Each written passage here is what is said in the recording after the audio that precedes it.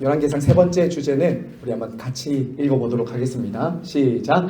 기도로 세워지는 하나님 나라. 네, 기도로 세워지는 하나님 나라입니다. 오늘 이제 열왕기상 한 8장까지 나갈 텐데요. 이제 8장에 보면 성전 봉헌식이 나오고 솔로몬의 기도가 나옵니다. 기도. 그래서 이 기도가 어떻게 하나님 나라를 세워가는지를 솔로몬이 잘 보여주기 때문에 우리 오늘 8장까지 한번 쭉 나가보도록 하겠습니다.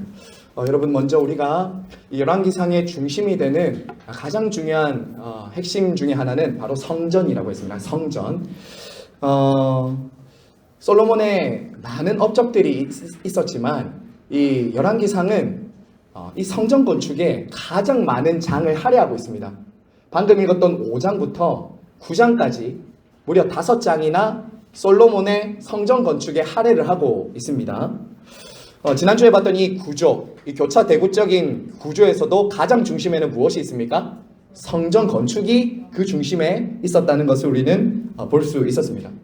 이것만 보아서도 이 열왕기상이 보여주는 이 성전을 중심으로 하는 구조만 보아서도 이 성전 건축은 굉장히 중요했다는 것을 알 수 있습니다.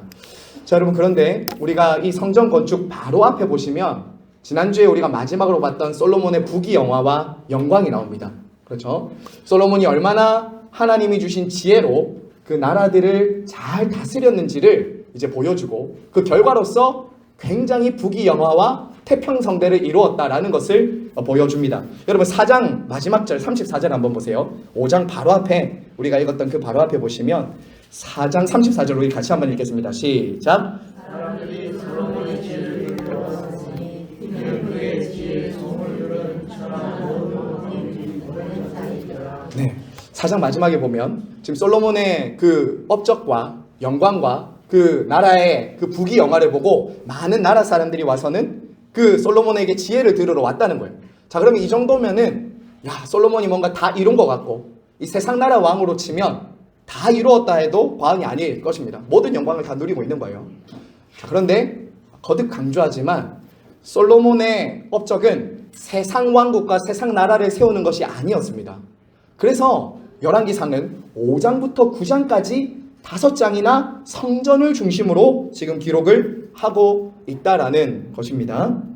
자, 여러분, 지난주에 우리가 이 성전을 왜 그렇게 중요하게 그러면 열왕기상이 다루는가에 대해서 우리가 배웠는데, 여러분, 성전은 무엇을 상징하는 것이라고 했죠? 성전은 그냥 건물이 아니죠. 성전은 그렇죠, 하나님의 백성들의 삶의 중심인데, 이 성전이 우리에게 가시적으로 상징적으로 보여주는 것은 바로 하나님께서 이스라엘과 온 세상의 주인이며 왕이다라는 것을 보여주는 것이 성전이라고 했습니다. 그렇죠? 그러니까 솔로몬에게는 이 하나님의 성전을 그 예루살렘 중심에 세우면서 그가 가지고 있었던 마음의 중심과 소원은 다윗과 같았던 거예요.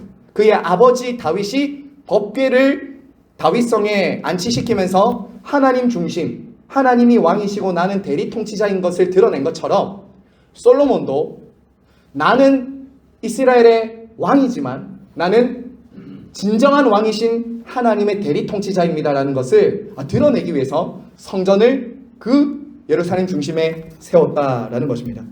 그래서 지금 여기 앞에 보시면 이 성전에는 이런 표상들이 있다고 했죠. 성전은 하늘의 왕이신 하나님께서 이 땅에 자기의 백성들을 다스리는 왕궁과 같다.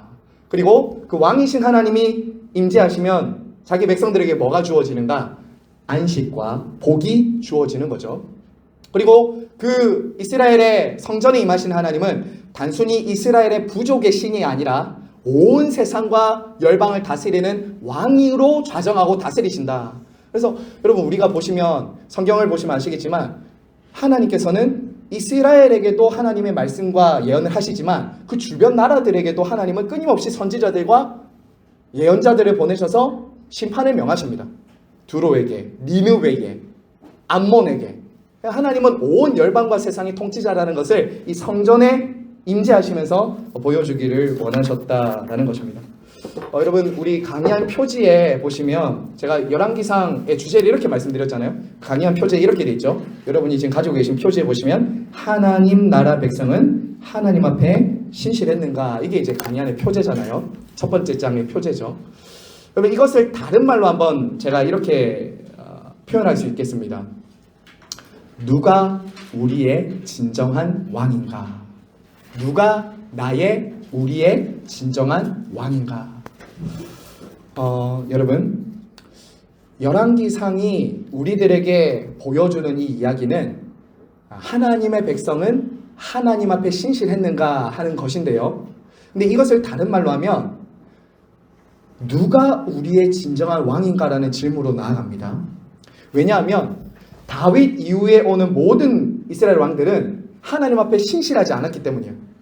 한마디로 실패한 왕의 모습들, 신실하지 않은 왕의 모습들을 보여주는 거죠. 그렇기 때문에 진정한 왕은 여러분 꼭 기억하세요. 인간 왕이 아니라 하늘의 왕이시다라는 것을 열왕기상은 보여주는 거예요. 여러분이 열왕기사를 쭉 읽어보세요. 그러면 끊임없이 왕들의 실패가 나옵니다. 그런데 그 성전에 임재하시고 자기 백성을 다스리시고 통치하신 하나님은 실패하지 않으세요. 이게 너무 중요한 거예요. 인간 왕은 실패하지만 하늘의 왕이신 하나님은 당신의 백성들 가운데 임재하시면서 자기 백성들을 포기하지 않고 끝까지 다스리시며 함께 하신다. 이게 열왕기서가 보여주는 중요한 메시지입니다. 누가 진짜 왕인가? 여러분에게 누가 진짜 가장 강력한 영향력을 미치고 계십니까 지금? 내 운명을 마치 좌지우지할 것 같은 그 왕. 사람이 될 수 있고 물질이 될 수 있고 어떤 것이 될지 모르겠어요. 근데 그게 진짜 왕이 아니라는 거예요. 거기에 예루살렘과 이스라엘의 운명이 달린 것이 아니라 하나님께 달려있다는 거예요. 그 성전의 중심으로 계시고 그 백성들 가운데 함께 하시는 그 하나님께 운명이 좌지우지되지 두로나 시돈이나 암몬에게 좌지우지되지 않고 그리고 인간 왕에게도 좌지우지되지 않는다는 거예요. 그것을 믿고 살 때 하나님의 백성들은 말씀드렸죠. 열왕기를 받고 있는 포로들은 희망이 생기는 거예요. 하나님이 다스리시지. 저 바벨론이 아니라 하나님이 성전에 계시는 우리들을 다스리시고 통치하시지. 이 믿음 안에서 버티고 견딜 수 있었던 것이죠. 자, 그러면 오늘 이제 좀 구체적으로 이 성전이 뭘 의미하는가 우리 한번 보겠습니다. 성전은 이렇게 생긴 모양이라고 여러분 지난주에 보여드렸고요. 이제 이 성막에 있던 모든 기능들과 기구들이 이 고정되고 구체적인 시간과 장소 속에서 이제 예배를 드리고 제의를 하는 이 모든 것들이 이제 성전에서 이루어지게 됩니다. 자, 오늘 5장의 내용을 잠시 볼 텐데요. 5장의 내용을 볼 텐데 강의 안에 없습니다. 제가 오늘 조금 정리를 했거든요. 오늘 이제 정리하면서 들어왔으니까 여러분들이 혹시 정리할 것이 있으면 여러분들이 메모를 하시고 들어주시면 좋겠습니다. 여러분 오늘 방금 저희가 읽었던 5장에 보시면 이 솔로몬이 성전 건축을 위해서 마지막 단계로 하는 지금 장면들이 나옵니다. 그게 뭐냐면 두로왕 히람과 함께 이 일을 하는 것을 우리는 보게 됩니다. 이것 조금 더 다른 말로 하면 하나님께서 이방 나라 하나님을 믿지 않던 히람 왕을 통해서 당신의 성전의 건축을 돕게 하신다는 거예요. 여러분 5장 1절에 한번 보시면 우리 열왕기상 5장 1절 보시면 이렇게 돼 있죠. 히람이 맨 마지막 보세요. 히람이 평생에 누구를 사랑했죠? 다윗을 사랑했다라고 합니다. 다윗을 사랑했다는 거예요. 여러분 이 히람은 사무엘하 5장에도 등장합니다. 사무엘하 5장에도 등장하는데 이때는 언제 등장하냐면 다윗이 다윗성을 세울 때도 히람이 백향목과 그 다윗성을 세울 때 필요한 재물을 줍니다. 그러니까 우호적인 관계였죠. 다윗과 이 히람 왕은 우호적인 관계 가운데 동맹을 맺고 있었어요.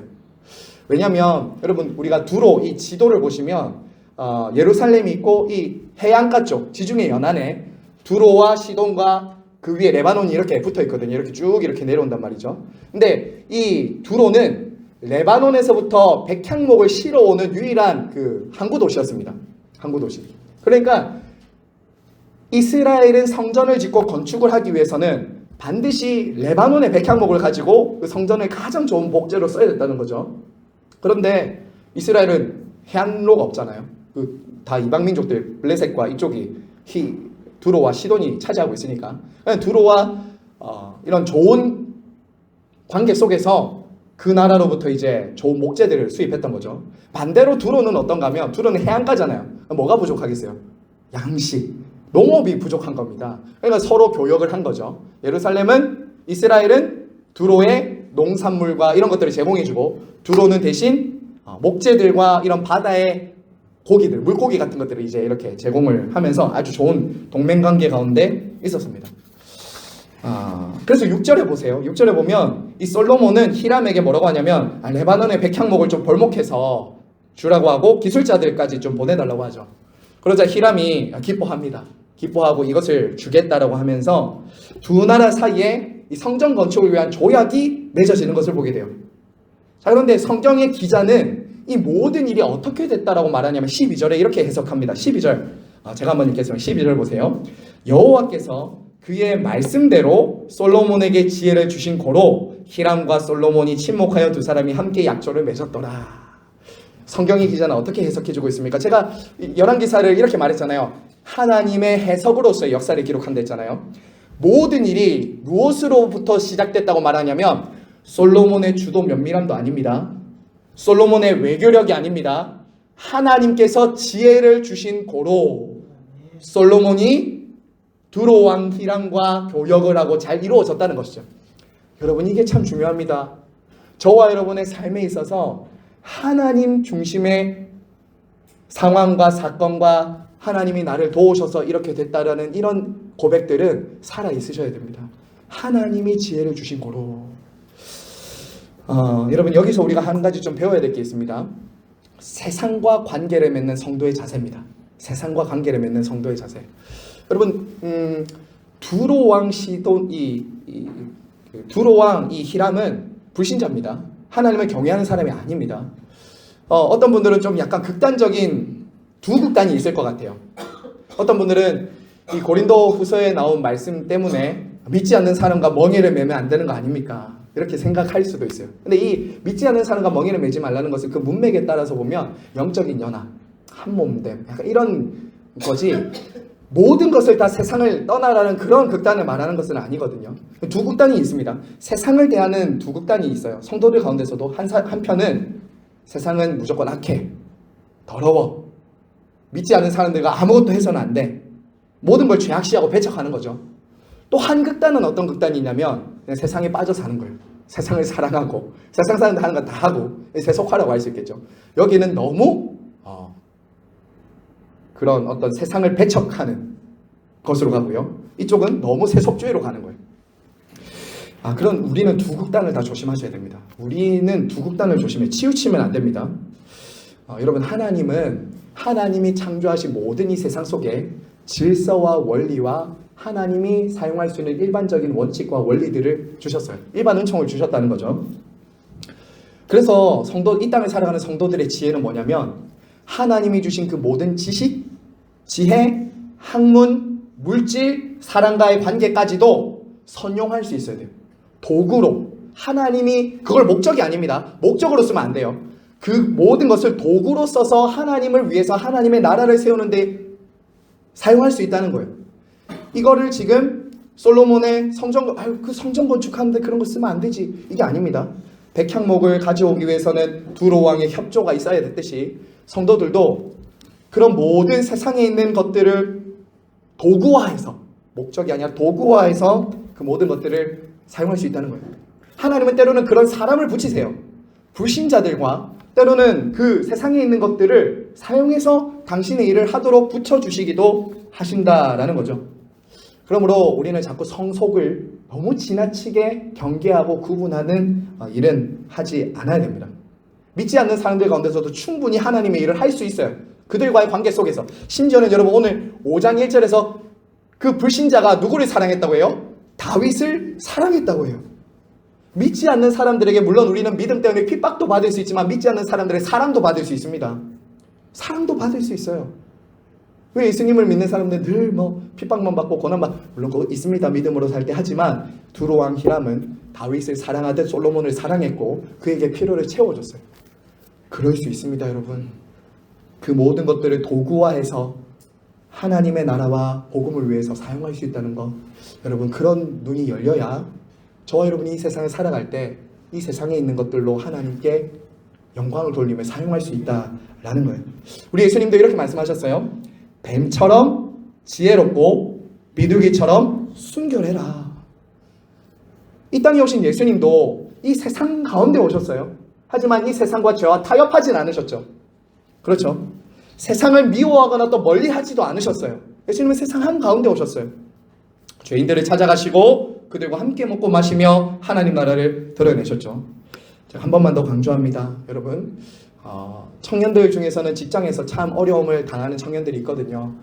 불신자 팀장 만나서 때로는 불신자들과 함께하는 일을 하면서 그 청년들 뿐이겠습니까? 여기 계신 분들도 대부분이 믿지 않는 사람들 가운데 일하실 겁니다. 참 힘들고 어려운 일을 당할 때도 많으실 거예요. 하지만 여러분, 우리가 그런 가운데서 살 때 세상과 벽을 쌓고 살 수는 없어요. 그렇다고 세상과 똑같이 살아갈 수도 없어요. 하지만 우리에게는 창조의 목적대로 나를 부르신 그 자리에서 하나님의 나라를 세우는 도구로 그 자리에 서 있을 수 있다는 거예요.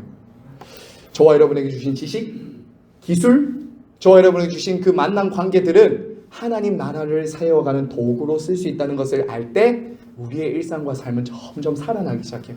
그리고 저 사람을 통해서 하나님이 일하시는 것도 보게 되죠. 때로는 불신자들을 통해서 하나님이 자기 백성들을 도우시는 것을 보게 돼요. 자, 여러분, 그리고 우리가 한 가지 또 볼 것은 이 솔로몬이 지금 무엇을 위해서 성전 건축을 하는지 솔로몬은 절대 잊지 않고 있어요. 여러분, 5장 12절 한번 같이 읽겠습니다. 5장 12절 같이 한번 읽겠습니다. 시작. 여호와께서 내 아버지 다윗에게 하신 말씀에 내가 너를 이어 내 자리에 오르게 할 내 아들 그가 내 이름을 위하여 성전을 건축하리라 하신 대로 내가 내 하나님 여호와의 이름을 위하여 성전을 건축하려 하오니. 5장 12절 아닌가요? 몇 절이죠? 5장, 죄송해요. 5절입니다. 5절이에요. 네, 5절 한 번 더 같이 읽을까요? 시작. 여호와께서 내 아버지 다윗에게 하신 말씀에 내가 너를 이어 내 자리에 오르게 할 내 아들 그가 내 이름을 위하여 성전을 건축하려 하신 대로 내가 하나님 여호와의 이름을 위하여 건축하려 하오니. 자, 여러분, 여기서 여러분 내 이름을 위하여가 2번 나옵니다. 여러분, 성경에도 꼭 이렇게 한번 체크해 두시면 좋을 것 같아요. 누구를 위해서 지금 성전을 짓고 있죠? 하나님의 이름을 위해서 짓고 있습니다. 이방나라 왕들처럼 신전을 짓고 그 신전에 내가 섬기는 왕의 이름을, 그 신의 이름을 두고 자기의 영광과 자기의 이름을 내려고 지금 하지 않습니다. 솔로몬은 철저하게 여호와의 이름을 위해서 성전을 짓고 있다라고 말을 하고 있는 거예요. 여러분, 솔로몬은 정확히 알고 있는 거죠. 내가 왜 지금 이 자리에 있는지, 나에게 왜 하나님이 이런 권력을 주셨는지, 왜 나에게 이런 물질을 주셨는지, 왜 나에게 이 자리를 세우셨는지를 분명하게 알았다는 거예요. 그건 뭐 때문인가? 하나님의 이름과 나라와 권세와 영광이 드러나게도록 하기 위해서 하나님이 이 자리에 두셨구나라는 것을 솔로몬은 정확히 아는 거예요. 자신의 정체성을 알고 있었고 자신의 사명을 알고 있었던 거예요. 여러분, 세상 나라 왕이 되면요, 세상 나라 왕들은 대부분 자기 이름을 내기 위해서 신전을 세우고요, 성전을 만듭니다. 왕궁을 지어요. 근데 솔로몬은 정확하게 알았던 거예요. 나는 내 이름을 위해서 사는 사람들이 아니구나. 나는 그분의 이름을 드러내기 위해서 사는 존재구나라는 것을 알았던 거예요. 여러분, 솔로몬의 이 고백 있죠? 하나님의 이름을 위해서 한다라는 이 고백이 이 성전을 건축할 때부터 그가 타락하기 전까지, 변질되기 전까지 자신의 통치의 기반이 됩니다. 하나님의 이름을 위해서 내가 하는 이 모든 것들은 그의 인생에 변질되기 전까지의 통치 기반이 된다고요. 그리고 그렇게 살아갈 때 하나님은 그에게 복을 주셨어요. 하나님의 이름을 위해서 살아갈 때 그 나라를 강하게 해주셨어요. 근데 그가 어느 순간 자기 이름을 위하고 이방 신들의 이름을 위해서 살기 시작할 때 그 나라는 망하기 시작했어요. 성도 여러분, 저와 여러분의 삶도 마찬가지입니다. 제가 오늘 이 부분 좀 강조하고 싶어요. 왜 성전을 제가 지금 말하면서 지금 하나님의 이름을 위해서 하는 이 부분을 굳이 언급을 하냐면, 우리도 자칫 하나님의 이름을 빼고 내 이름을 거기 자꾸 갖다 붙이고 싶어 한다는 거예요. 인간이라는 것이 자기 이름을 자꾸 거기 두고 싶어요. 지금 저와 여러분의 삶의 목적과 방향, 저와 여러분이 살아가는 인생의 목적은 무엇입니까? 우리 겉으로는 다 이렇게 말할 수 있어요. 하나님의 영광을 위해서, 하나님의 이름을 위해서, 이렇게 말은 할 수 있습니다. 자, 그런데 정말 지금 내가 그렇게 살아가고 있는가? 우리 한번 돌아봐야 됩니다. 여러분, 왜 지금 하나님께서 저와 여러분을 이곳에 두셨을까요? 왜 저는 이곳에 있고 여러분은 왜 그 가정에 있을까요? 왜 그 일터에 있을까요? 왜 지금 그 사람과 함께 일하고 있는 걸까요? 하나님의 집을 세우는데 지금 그 집을 세우는 것은 내 이름이 아니라 하나님의 이름을 드러내기 위해서 그 자리에 있다는 거예요. 여러분, 이 세상에 자기 이름과 자기 영광을, 자기 왕궁을 세우기 위해 살아가는 사람 많습니다. 심지어 교회 다닌다고 하면서도 그렇게 살아가는 사람들 많이 있어요. 사랑하는 여러분, 하지만 성도들은 선명한 하나의 기준과 목적을 딱 가지고 살아가요. 그게 뭐냐면, 여러분 한 번만 저를 따라서 한번 해주세요. 하나님의 이름과 영광을 위해서 살아갑니다. 솔로몬이 왕이 되자마자 자기는 알았다고요. 내 정체성과 사명은 내 이름이 아니라 하나님의 이름을 위해서 이 성전도 세우고 나라를 다스리는 거야. 저와 여러분도 마찬가지입니다. 왜 지금 그 자리에 계신가요? 왜 지금 그 자리에 있냐고요? 왜 지금 그 일을 하고 있냐고요? 하나님의 이름과 영광을 드러내기 위해서 그걸 하고 있는 거예요. 학생들은 학교에서 공부하는 것, 직장인들은 그 직장에서 일하는 것, 목사는, 직분자들은 교회에서 교회를 봉사하는 것, 그 모든 것은 나의 이름을 드러내는 것이 아니라 하나님의 이름을 드러내고 그곳이 하나님의 주권과 왕되심을 선포하기 위해서 그곳에 세우셨다는 거예요. 여러분, 이것을 놓치면 안 됩니다. 이런 선명한 목적을 자꾸 우리는 놓치면 금세 자기 영광, 자기 이름, 자기 공로로 자꾸 돌아가요. 우리는. 솔로몬이 그렇게 변질됐다니까요. 나중에. 여러분, 웨스트민스터 신앙고백서가 아니라 그 소교리 문답에 이렇게 말하고 있어요. 인간의 제일 되는 목적은 무엇입니까? 우리 너무 잘 알죠. 인간의 제일 되는 목적은 무엇입니까? 하나님을 영화롭게 하고 그분을 영원토록 즐거워하는 것입니다. 인간의 제일 되는 목적은 하나님을 영화롭게 하고 그분을 영원토록 즐거워하는 거예요. 그리고 이 두 가지는 사실 하나입니다. 두 가지가 아니라 하나님을 영화롭게 하는 것은 그분을 가장 즐거워하는 거예요. 그리고 그분을 가장 즐거워하는 것이 하나님을 영화롭게 하는 겁니다. 자, 여러분, 이걸 우리들에게 좀 적용해 볼게요. 목사의 목회의 목적은 뭔가? 사람 많이 모으는 거 아닙니다. 목사의 목회의 제일 되는 목적이 뭔가? 하나님을 영화롭게 하고 하나님을 즐거워하는 거예요. 여러분, 돈을 버는 목적과 이유가 뭐예요? 먹고 살아야 되니까요. 이거 아닙니다. 돈을 버는 제일 되는 목적은 다 여기 들어가요. 돈의 제일 되는 목적은 뭐냐? 하나님을 영화롭게 하고 그분을 영원토록 즐거워하기 위해서 돈을 사용하는 거예요. 이 목적을 놓치면 안 돼요, 여러분. 이 목적 놓치면 안 돼요. 하나님을 영화롭게 하고 그분을 영원토록 즐거워하는 것이 정말 지금 여러분들의 삶의 딱 중심에 있는지 한번 보셔야 돼요. 그래야 여러분 모든 것들이 제자리를 찾습니다. 모든 것들이 도구가 될 수 있어요. 목적이 세상이 되면 세상의 종이 되고요. 하나님을 영화롭게 하고 그분을 영원토록 즐거워하는 것에 우리의 목적이 딱 둬지면 나머지는 다 제자리를 찾아요. 너무 신기해요. 그리고 때로는 하나님이 다 채워주세요. 그런 것들은. 여러분, 정말 저기에 여러분이 지금 생각하는 모든 걸 다 넣어보세요. 여러분이 걱정하는 거 있죠? 여러분이 두려워하는 거 있죠? 물질, 건강, 생명 다 넣어보세요. 여러분 인생의 제일 되는 목적, 건강의 제일 되는 목적, 돈의 제일 되는 목적, 자식의 제일 되는 목적, 저기 다 한번 넣어보세요. 모든 답이 풀려요. 사실은 저 답이 안 풀리면 저기 들어가는 것은 여러분의 하나님이 됩니다. 우상이 돼요. 우상이 돼요. 여러분, 정말 하나님을 위해 살아야 됩니다. 하나님이 정말 내 기쁨이고 즐거움인가? 여러분, 정말 그렇게 되기를 정말 소원하고 간절히 바랍니다. 여러분, 이어서 이제 8장으로 넘어가겠습니다. 오늘 8장까지 볼 것 같은데요. 솔로몬의 성전 봉헌식이 나옵니다. 6장 7장을 왜 건너뛰냐면 6장 7장은 이제 성전이 어떻게 건축되었는지, 거기에 기구들은 뭘 넣었는지, 성전 건축 어떻게 되는지 그런 것들이 이제 쭉 6장 7장이 나오고 8장은 뭐냐면 성전 봉헌식이 나옵니다. 성전 봉헌식. 자, 여러분 8장으로 한번 넘어가세요. 자, 우리 8장을 8장 1절 한번 같이 읽겠습니다. 8장 1절 시작. 이에 솔로몬이 여호와의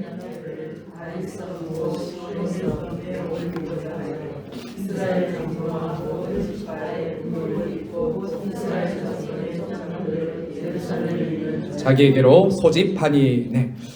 여러분, 솔로몬이 이 성전을 얼마나 건축하냐면요. 솔로몬 통치 제11년 8월에 완공을 합니다. 그러니까 7년이 걸립니다. 이게 어디 나오냐면 열왕기상 6장 38절에 보시면 솔로몬이 7년에 걸쳐서 완공을 했다는 게 나와요. 어떤 그 당시는 물론 지금처럼 기중기나 막 이런 벽돌을 막 잘 굽는 그런 기술이 없잖아요. 지금은 건축 기술이 좋지만 그 당시에는 뭐 이런 건축물 하나 만들려고 해도 이제 7년, 8년, 막 10년 이렇게 걸리는 거예요. 자, 여러분 이때 6장, 7장을 제가 건너뛰었지만 어마어마한 인력이 듭니다. 7년이라는 긴 시간, 수만 명이 들어갑니다. 거기 수만 명이 투입돼요. 그리고 수많은 재물과 물질이 막 거기 다 들어갑니다. 엄청난 헌신을 하는 거죠. 그리고 이제 8장 1절 방금 읽었듯이 그 이후에 쭉 보시면 수많은 재물들을 하나님께 드리면서 속죄하면서 이제 성전 봉헌식, 입성식이 이루어지는 것을 보게 됩니다. 자, 이때 10절과 11절에 보시면 하나님의 이 성전 봉헌식이 이루어질 때 출애굽 40장에 일어났던 일이 재현되는 것을 보게 돼요. 출애굽 40장에 그게 뭐냐면 10절과 11절에 보면 이렇게 말하죠. 제사장이 성소에서 나올 때 구름이 여호와의 성전에 가득하매 제사장이 그 구름으로 말미암아 능히 서서 섬기지 못하였으니 이는 여호와의 영광이 여호와의 성전에 가득함이라. 여러분 이 장면이 언제 또 나오는지 아시죠? 출애굽기 40장에 성막이 다 만들어진 이후에도 똑같은 장면이 나옵니다. 구름이 여호와의 성막을 덮고 제사장들이 그 구름 때문에 하나님의 임재와 영광 때문에 서서 섬기지 못하는 거예요. 그 일이 지금 어디 또 일어나고 있다고요? 동일하게 이 성전이 완공될 때 하나님이 그곳에 임재하시면서 자기 백성들 가운데 함께 하시는 것을 영광을 나타내신 거예요. 여러분 그래서 성전은 단순히 예배드리고 제사 드리는 곳이 아니었습니다. 앞에서도 보시면 알겠지만 성전은 단순히 제사 드리는 것이 아니라 왕이신 하나님의 보좌, 임재를 상징하는 거였어요. 상징하는 거였어요. 하나님의 보좌였다고요. 여러분 이거를 우리가 그냥 하나님의 왕궁이고 보좌구나 이렇게만 그냥 생각하고 지나가면 너무 이제 좀 재미가 없고요. 여러분 정말 생각해 보세요. 하늘의 하나님입니다. 온 세상 만물을 창조하신 하나님이세요.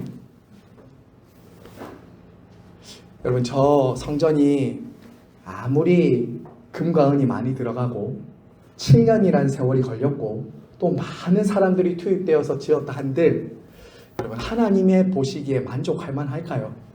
그 하나님의 완전한 기준에 보았을 때 사람들이 만든 그 정성, 물론 우리가 생각할 때는 그래 사람들 고생했는데 하나님이 계실 정도지라고 생각할 수 있지만 하나님의 기준에 봐서는 사실 초라한 거죠. 온 세상과 온 우주를 만드신 분이 요즘으로 치면 뭐라고 할까요? 그 우리나라의 제일 부자인 뭐 이재용 삼성그룹 회장이 뭐 저희 집에 와서 하루 잔다라고 생각해볼까요?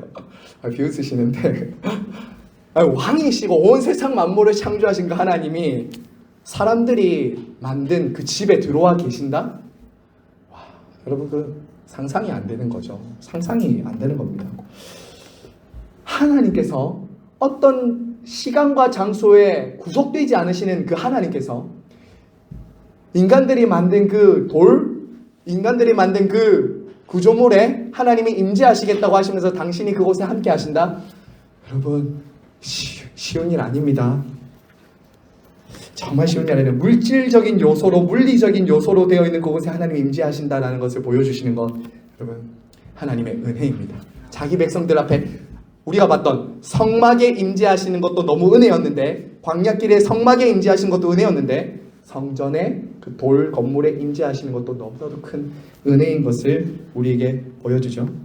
그래서 사실 이 성전은 이제 하나님과의 관계를 보여주는 곳이기 때문에 솔로몬 이후에 거듭되는 실패는 뭐냐면 그 성전에 하나님께서 임재하신다는 것을 거부하면 이스라엘은 망하게 되고 성전에 계신 그 하나님을 중심으로 그 하나님을 예배하고 잘 관계 가운데 있으면 이스라엘은 흥왕하고 이런 역사가 계속 반복이 되는 것입니다.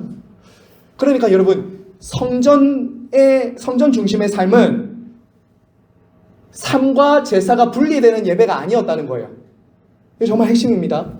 제사만 드리면 되고 내 삶은 어떻게 해도 상관없다는 것이 이방 종교예요.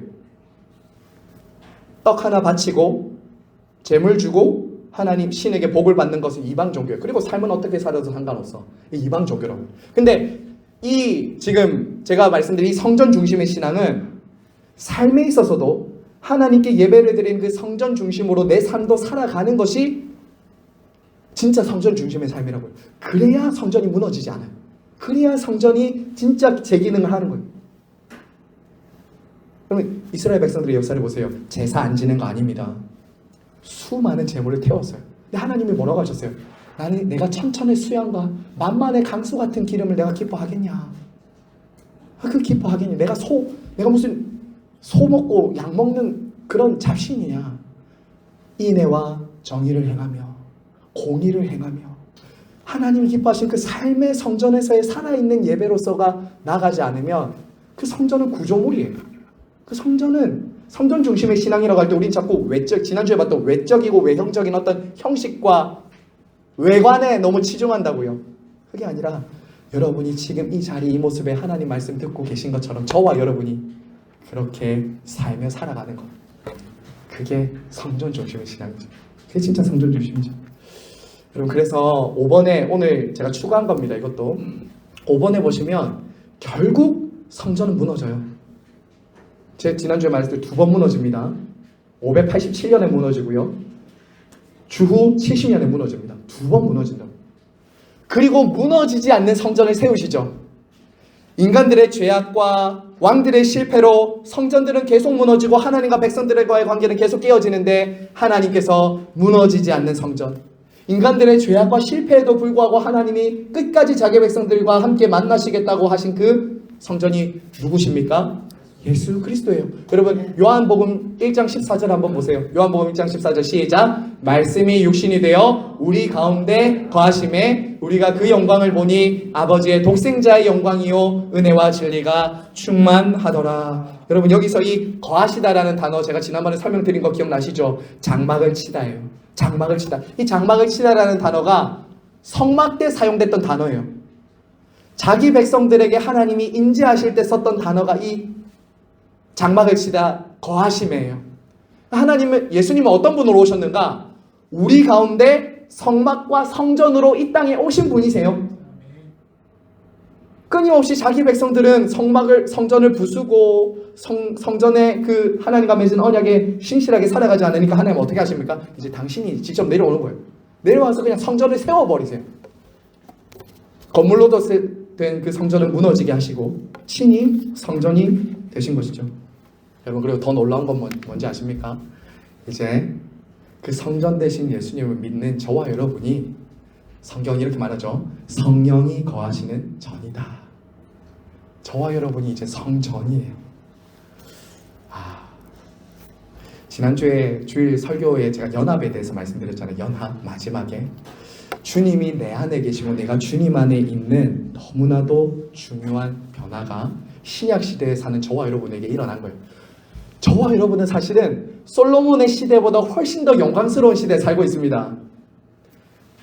아마 여러분이 저 솔로몬 성전 봉헌식에 있었으면 깜짝 놀랐을 겁니다.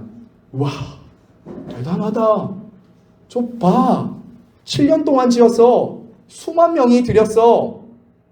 수많은 금과 은을 썼대. 이 만져봐. 이야. 여러분, 근데 예수님, 우리의 성전으로 오신 예수님은 우리가 수고하지 않았습니다. 저와 여러분이 수고할 수도 없어요. 하나님께서 직접 대가를 지불하세요. 돈도 금도 은도 아니고 하나님이 핏값으로 당신의 아들을 보내세요. 그리고 당신이 직접 사람으로 세우는 성전은 자꾸 무너지고 사람의 편에서는 자꾸 불순종하고 언약을 배반하지만 하나님이 그 언약을 딱 붙들고 내가 너를 포기하잖아. 내가 너를 만나는 것은 나는 끝까지 지킬 거야 하면서 성전을 내려보내죠.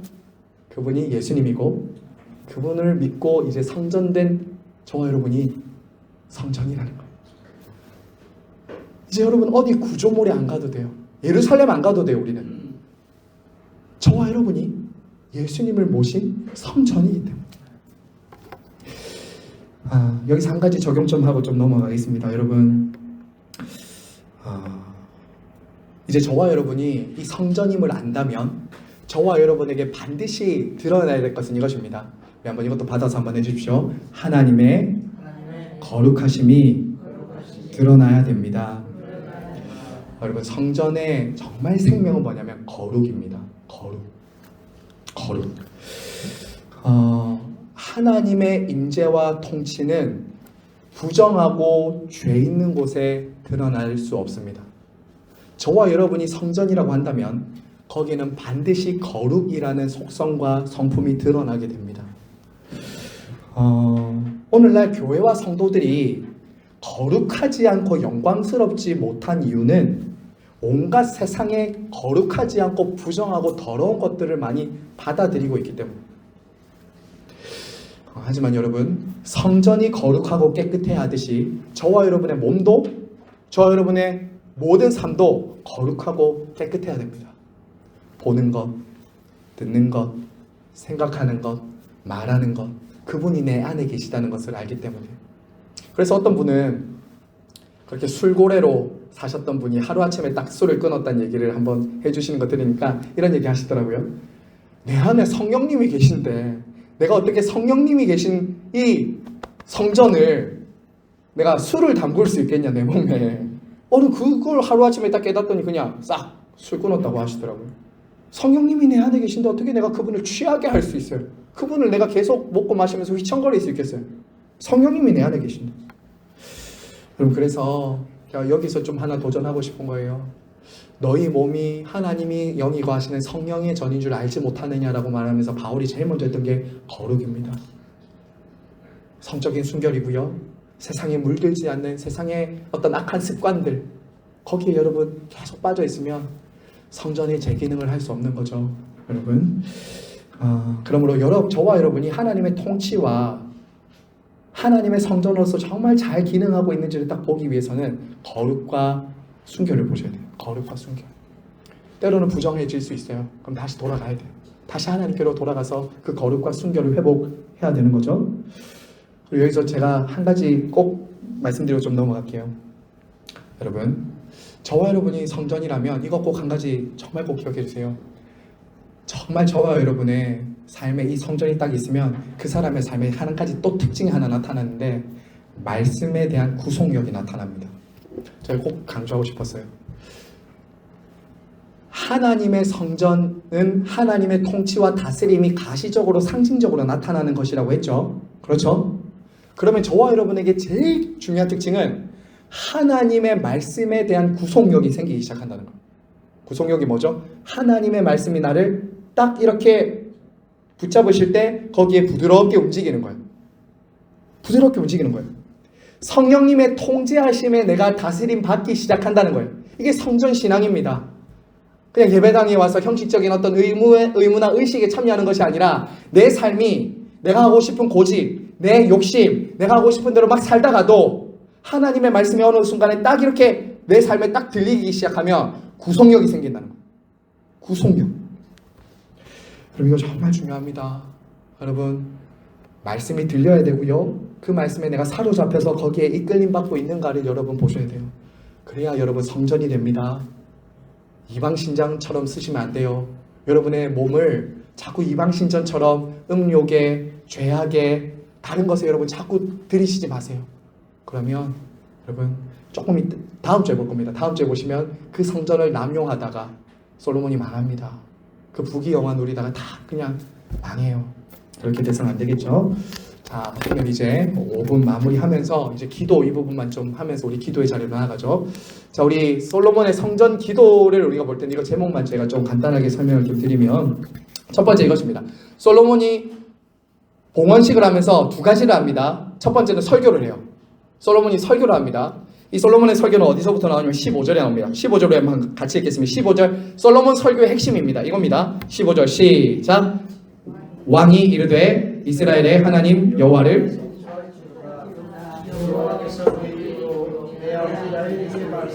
것을 이제 그의 손으로 이루셨도다 이르시기를. 자, 솔로몬의 설교의 핵심이 무엇이죠? 여기 보면 이제 그의 손으로 이루셨도다 하시기를. 여러분, 솔로몬의 설교는 이겁니다. 지금 어디 보냐면 8장 15절입니다. 왕이 이르되 이스라엘 하나님 여호와를 송축하죠? 송축한 다음에 뭐 하냐면 하나님이 그분의 손으로 이루셨다. 여러분, 이게 설교입니다. 이게 설교예요. 여러분, 사실은 그 솔로몬 지금 성전 봉헌식 할 때 제일 먼저 이런 말 할 수 있잖아요. 이런 말 할 수 있지 않겠습니까? 야, 백성 여러분 수고 많았습니다. 여러분 참 고생했어요. 돈 들이고 물질 들이고 땀 흘리고 수고한다고 고생 많았습니다 라고 할 수 있죠. 근데 지금 솔로몬이 제일 먼저 뭘 하고 있다고요? 하나님을 찬양하고 하나님이 손이 하셨습니다 라고 말하고 있어요. 여러분, 이게 다시 말씀드립니다, 설교예요. 여러분, 물론 설교, 지금 앞에서 목사가 여러분에게 하는 이 설교에는 무엇을 하라 하지 말라는 교훈도 있습니다. 교훈도 있어요. 하지만 그 교훈은 어디까지나 무엇을 근거로 하는 거냐면 하나님께서 모든 것을 다 이루셨습니다 라는 것을 근거로 여러분에게 행해야 될 책임과 의무를 주는 것이지 우리가 하는 것이 아니에요. 하나님이 하셨습니다 라는 것을 말하고 그 다음에 우리가 뭘 해야 될지를 말하는 게 설교예요. 이게 바뀌면 어떻게 되냐면 우리가 갈라디아서 지금 계속 보는 것처럼 율법주의로 돌아가거나 행위주의로 다시 돌아가는 거예요. 하나님이 그분의 손으로 이루셨습니다. 이게 복음이에요. 예수 그리스도가 다 이루셨어요. 이게 복음이에요. 그 다음에 하라 하지 말라는 그 다음에 나오는 거죠. 순서가 바뀌면 안 돼요. 그리고 기도가 나옵니다. 기도는 이 1번에 한번 보시죠. 1번 한번 같이 읽겠습니다. 시작. 성전 봉헌 기도는 하나님의 백성의 삶 속에서 기도의 중요성을 보여줍니다. 여러분, 지금 솔로몬이 성전 건축을 하고 설교한 다음에 기도를 딱 바로 이어서 하잖아요. 이것은 무엇을 보여주냐면 성전이 무엇을 위해 존재하고 있는지를 보여주는 거예요. 성전은 무엇을 하는 곳이라는 거죠? 기도하는 집이라는 거예요. 기도하는 집. 성전은, 여러분 딱 머릿속에 기억하세요. 성전은 기도하는 집. 우리 예수님 이 땅에 오셔서 이렇게 말씀하셨죠. 내 집은 만민이 기도하는 집이다 라고 하셨죠. 그리고 이 솔로몬이 기도하면서 지금 보여주는 것은 하나님은 우리가 성전을 향하여 기도하면 들으시는 분이다라는 것을 지금 보여주고 있는 것입니다. 여러분, 그러면 하나님께서 성전을 향해서 자기 백성들이 기도할 때 듣는 이유는 무엇인가? 듣는 이유는 뭘까요? 막 요즘에 이슬람 사람들이, 요즘이 아니죠, 이슬람 사람들이 막 메카를 향해서 막 기도하고 절하잖아요. 그런 것이 아닙니다. 그런 열정적이고 어떤 자기가 막 자기 희생적인 기도를 하기 때문에 내가 그 성전을 향해서 기도하면 들어줄게, 이게 아니에요. 왜 우리의 기도를 들으시는지 자꾸 우리는 생각해야 돼요. 자꾸 우리의 행위나 나에게 집중하면 안 돼요. 기도를 들으시는 이유는 철저하게 하나님의 약속 때문입니다. 약속하고 계세요. 여러분 한번 보세요. 28절 29절 보세요. 자, 28절 29절 제가 읽겠습니다. 제가 읽을게요. 그러나 내 하나님 여호와여, 주의 종의 기도와 간구를 돌보시며 이 종이 오늘 주 앞에서 부르짖음과 비는 기도를 들으시옵소서 한 다음에 뭐라고 하냐면 이렇게 말합니다. 주께서 전에 말씀하시기를 내 이름이 거기 있으리라 하신 곳 이 성전을 향하여 주의 눈이 주야로 보시오며 주의 종이 이곳을 향하여 비는 기도를 들으시옵소서. 솔로몬이 무언가를 기도하고 간절히 비옵기 이전에 뭐가 있었다는 거예요? 하나님의 약속이 있었어요. 하나님의 이름이 먼저 있었다고요. 여러분, 오늘 이 솔로몬의 기도는 저와 여러분에게 기도의 중요성을 너무 잘 보여주는 거예요. 기도의 중요성. 여러분, 오늘 8장을 다 읽진 않겠지만 여러분, 이 솔로몬의 기도에 이 53절까지 이어지는 이 기도입니다. 솔로몬의 기도문이에요. 지금 53절까지 이어지는 이 기도문에 보시면 제일 핵심되는 게 뭐냐면 7가지 단락으로 쭉쭉 나눠 있어요. 여러분 나중에 거기 읽어보세요. 전쟁, 가뭄, 재앙, 국가적인 위기 속에서 계속 기도할 것을 촉구하고 있어요. 솔로몬은 이때마다 조금씩 달라지는 내용이 있는데 공통적으로 항상 4절마다 빠지지 않는 게 있어요. 그게 뭔지 여러분 한번 찾아보세요. 그게 뭐냐면 이것입니다. 이 성전을 향하여 기도하면, 이 성전을 향하여 기도하면, 이런 말이 매 단락마다 강조돼요. 조금씩 다르긴 하지만 동일합니다. 여러분 보이시죠? 여러분이 잘, 그럼 안 보이는 것 같은 표정이실 때 제가 참 행복하죠. 알려드릴 수 있으니까. 여러분 나중에 꼭 읽어보십시오. 거기 보면 이 성전을 향하여 기도하면, 이 성전을 향하여 기도하면, 이 성전을 향하여 이런 게 계속 반복된다고. 이건 뭘 보여주겠습니까? 그만큼 기도의 중요성을 가르쳐주는 것과 동시에 하나님은 자기 백성들이 그러한 상황 속에서 기도하면 들으신다는 걸 보여주는 거예요. 그런 상황 속에서 기도하라. 기도해라. 격려하는 거예요. 저와 여러분을.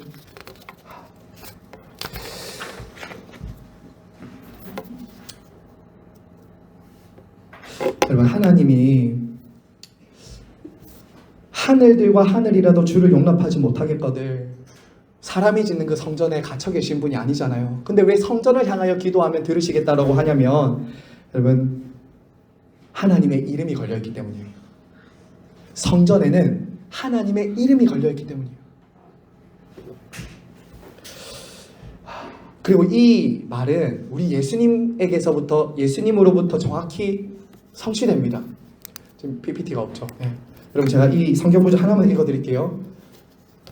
제가 성전을 향하여 기도하면 이것을 제가 다른 말로 이렇게 말했습니다. 하나님의 이름이 성전에 걸려있고 하나님의 약속이 있기 때문에 성전을 향하여 하는 기도를 들으신다 했어요. 그게 막 지금 메카를 향해서 하는 그런 종교적인 어떤 열정이 아니라고 했습니다. 성전을 향하여 기도하는 것은 그 예루살렘 성전의 막 통곡의 벽에서 지금 하듯이 그런 기도가 아닙니다. 하나님의 이름과 약속이 걸려있기 때문이에요. 자, 그런데 이 약속과 이 기도, 이 이름이 누구에게로 이어지냐면 요한복음 14장에 이렇게 이어집니다. 제가 읽어드릴게요. 요한복음 14장 13절에서 14절 예수님이 이렇게 말씀하세요. 너희가 내 이름으로 무엇이든지 구하면 내가 행하리니 이는 아버지로 하여금 아들로 말미암아 영광을 받으시게 함이라. 그리고 이렇게 말합니다. 내 이름으로 무엇이든지 내게 구하면 내가 행하리라. 성전으로 이 땅에 오신 예수님 뭐라고 하세요? 내 이름으로 구해라고 했다. 저와 여러분이 누구의 이름으로 기도를 마칩니까? 예수님의 이름으로 마칩니다. 이 예수님의 이름으로 마친다는 것은 성부 하나님께서 성자 예수님의 이름으로 기도하면 내가 듣겠다라고 하신 그 약속을 우리가 믿음으로 그분의 이름을 부르고 아멘으로 우리는 기도를 마치는 거예요. 성전을 향해서 기도한다는 것은 단순한 종교적인 열심이나 내가 가진 어떤 의무나 공로나 행위를 의지하라는 것이 아니라 그 약속하시고 말씀하신 하나님의 약속과 그분이 성취하신 예수 그리스도의 이름을 의지해서 기도하라는 거예요. 의지해서 기도하라는 거예요. 이게 자꾸 바뀌면 안 돼. 그럼 종교가 돼버리는 거예요. 종교가 그런 거예요. 내 열심, 내 공로, 내 이름을 내세우는 게 종교예요. 근데 우리의 기도는 철저하게 예수님의 이름, 예수님의 희생, 예수님의 일하심, 이게 계속 강조된다고. 그래서 사실은 기도는 어렵지만 너무 감사하게, 너무 기쁘게 선물로 우리에게 주어진 것이라는 거죠. 여러분, 성도들의 특권은 그래서 이거예요. 성전에 와서 우리가 지금 이 예배당을 성전이라고 하진 않죠. 저와 여러분이 성전이라 했고 예수님이 성전이라고 했습니다. 그러므로 교회에 와서 이렇게 기도하는 것도 너무 귀하고 좋지만 아름다운 거지만 어디서든지 기도할 수 있다는 거예요. 어디서든지 예수님 이름 부를 수 있다는 거예요. 여러분, 이 정말 특권 아닙니까? 어디서나 예수님 이름 부르면 주님 그곳에 나와 함께 하시고 내가 그분의 성전으로서 그분과 교제할 수 있다는 거예요. 저는 그게 너무 좋아요. 그게 너무 위로가 돼요. 그게 너무 기뻐요. 차 안에서도 기도할 수 있어요. 걸어가면서도 기도할 수 있어요. 왜요? 그분이 이름을 부를 때 어디서든지 들으시거든요. 이제 우리 예루살렘 안 가도 된다니까요. 예수님 이름 부르면 그곳이 성전이 돼요. 그분과 교제가 하늘과 땅이 그냥 이어지는 성전이 되는 거예요. 여러분, 그래서 제가 왜 자꾸 이 부분을 강조하냐면 자주 부르십시오. 그분의 이름의 권세와 능력을 여러분 삶에서 자주 부르셔야 돼요. 여기 와서 부르는 것만큼이나 사실은 더 많이 불러야 돼요. 더 많이 의지해야 돼요. 그게 성전 중심의 신앙이에요. 그렇게 사셔야 돼요. 솔로몬의 이 기도의 패턴에 보시면 한 가지 또 방금 말씀드린 것처럼 성전을 향하여 기도하면 성전을 향하여 이런 기도 패턴이 하나 있고, 두 번째는 어떤 패턴이냐면 똑같은 패턴이 또 있어요. 그게 뭐냐면 만일 죄를 범하면 이 패턴이 계속 또 돼요. 이 솔로몬의 기도를 보면 이건 뭘 보여주겠습니까? 죄의 영향력에서부터 우리를 구원해달라는 기도를 굉장히 많이 한다는 거예요. 회개기도예요. 회개기도. 31절부터 보시면요, 각 기도마다 한 절도 빠짐없어요. 죄를 범하면 하나님이 징계하시면, 심판하시면 우리가 하나님 앞에 기도할 때 우리의 죄를 용서해달라는 기도가 계속 나온다고요. 여러분, 46절만 한 번만 같이 읽겠습니다. 46절 시작. 범죄하지 아니하는 사람이 없사오니 그들이 주께 범죄함으로 주께서 진노하사 그들을 적국에 넘기심에. 솔로몬이 왜 이런 기도할까요 지금? 솔로몬이 지금 이걸 인정하는 거예요. 모든 사람들은 다 죄를 짓는 연약한 사람이라는 것을 솔로몬은 알고 있는 거예요. 그렇기 때문에 뭘 지금 말하는 거예요? 백성들에게 너희들이 죄 지을 때마다, 너희들이 실패하고 넘어질 때마다 그냥 죄책감에 짓눌려 살지도 말고, 그런 죄는 어쩔 수 없잖아 합리화하지도 말고 예수 그리스도께, 하나님께 그 성전에 이름을 두신 곳으로 나와서 기도하라는 거예요. 용서해달라. 그러면 회복이, 관계 회복이 일어난다는 것을 말해주고 있는 거죠. 솔로몬은 이것을 알았던 거예요. 하나님 주신 지혜 중에 한 개가 뭐예요? 죄를 깨닫는 지혜를 주신 거죠. 모든 인생은 죄인이구나. 우리는 하나님 앞에 설 수 없구나. 이것을 알고 솔로몬은 회개 기도를 했다는 거예요. 그리고 이 회개 기도를 하라는 것을 백성들 앞에서 기도하면서 보여주고 있는 거예요. 사랑하는 여러분, 저와 여러분 사이뿐만 아니라 하나님으로부터 오는 모든 좋은 것을 가로막는 것은 죄입니다. 죄예요. 여러분, 정말 죄는 정말 무섭고요. 하나님께서 여러분에게 복을 주시고 하나님 일을 여러분을 통해서 하실 때 가장 가로막는 것은 죄예요. 다른 거 아닙니다. 죄가 하나님과 여러분 사이에 가로막고, 죄가 여러분의 기도를 하나님이 듣지 않도록 하는 결정적인 거예요. 부부 관계도 가로막고요, 친구 관계도 가로막고요, 성도와의 관계도 가로막는 것은 다른 게 아닙니다. 내 자존심, 그 밑에, 제일 밑에 있는 것은 결국 내 마음대로 하고 싶은 죄예요. 죄가 다 있어요. 그 죄 문제를 누구에게 가져가는가? 하나님께 가지고 오라는 거예요. 이게 성전의 기도를 통해서 솔로몬이 보여주는 거예요. 여러분, 3번 또 하나만 더 보세요. 이 솔로몬의 기도에 반복되는 패턴이 또 있어요. 제가 지금 이 1, 2, 3, 4번은 반복되는 패턴이에요. 솔로몬이 또 이 기도에서 강조하는 것은 뭐냐면 하늘에 계신 하나님께 기도한다는 거예요. 하늘에 계신. 여러분, 우리 주기도문에서 어떻게 시작하죠? 하늘에 계신 우리 아버지여. 솔로몬의 이 기도도 여러분이 나중에 하늘을 한번 동그라미 쳐보세요. 하늘, 하늘, 하늘 나옵니다. 솔로몬이 하늘이라고 굳이 하나님을 강조한 이유가 뭘까요? 하늘. 공간적인 의미, 우주적인 의미가 아니죠. 여러분, 이 하늘은 저희가 주기도문 배울 때도 제가 말씀드렸어요. 이 하늘은 하나님의 절대 주권과 통치를 의미하는 거예요. 내 위에 계신 왕이신 하나님을 인정할 때 하늘, 그 하나님의 절대 통치와 주권을 인정하는 게 하늘이라고요. 히브리인들의 사고는 하늘은 온 세상을 다스리는 주권, 통치, 하나님의 영광을 나타낼 때 하늘. 근데 그 하나님이 어디 계시다고요? 이 성전이 아니라, 지금 성전 짓고 하나님께 봉헌식 하면서 뭐라고 하냐면 하나님은 하늘에 계십니다. 하늘들의 하늘이라도 하나님을 용납하지 못하겠거늘 이 성전에 계십니다. 이런다고. 여러분, 이것을 지금 우리가 이 대한민국에 사니까 이렇게 지금 하늘에 사나보다 이럴 수 있지만, 지금 이 열왕기서를 받고 있는 포로들은 어디 있다고 했습니까? 바벨론에 있다고 했어요. 바벨론에서 여러분, 주변은 바벨론밖에 안 보입니다. 그리고 성전은 그때 당시 무너져 있었어요. 그럼 그들이 볼 수 있는 건 어디밖에 없을까요? 이거 생각하셔야 돼요.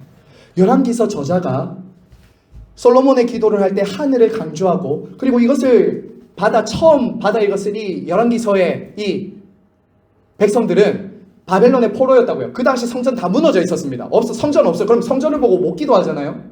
그럼 뭘 보고 기도해야 될까요? 하늘이에요. 왕이신 그 하나님은 성전이 무너져 있어도 살아계시며 온 세상을 다스리는 하나님이시지, 바벨론의 왕이 아무리 높고 대단해도 그 위에 계신 분이 하나님이시지. 이게 하늘이에요. 하늘의 하나님을 굉장히 강조합니다. 하늘의 하나님. 여러분, 저와 여러분이 부르는 하나님은 하늘에 계신 하나님 아버지입니다. 하늘에 계신 하나님. 주기도문이 그걸 우리에게 말하고 있죠. 여러분 눈에 보이는 바벨론 같은 문제와 상황, 여러분의 운명을 좌지우지할 것처럼 보이는 그 바벨론 같은 문제와 상황도 하늘의 하나님이 보셨을 때는 아무것도 아닙니다. 정말 아무것도 아니에요. 우리 눈에 굉장히 커 보여요, 사실은. 저도 사실은 그럴 때가 많아요. 위축되고 두렵고 염려스러울 때가 있어요. 여러분, 바벨론 위에 하늘이 있습니다. 그 문제보다 더 높이 하나님이 계세요. 그리고 성도들은 이미 그 하늘의 하나님과 함께 영광을 얻은 사람들입니다. 하늘의 시민권자들입니다. 우리는 내려다볼 수 있어요.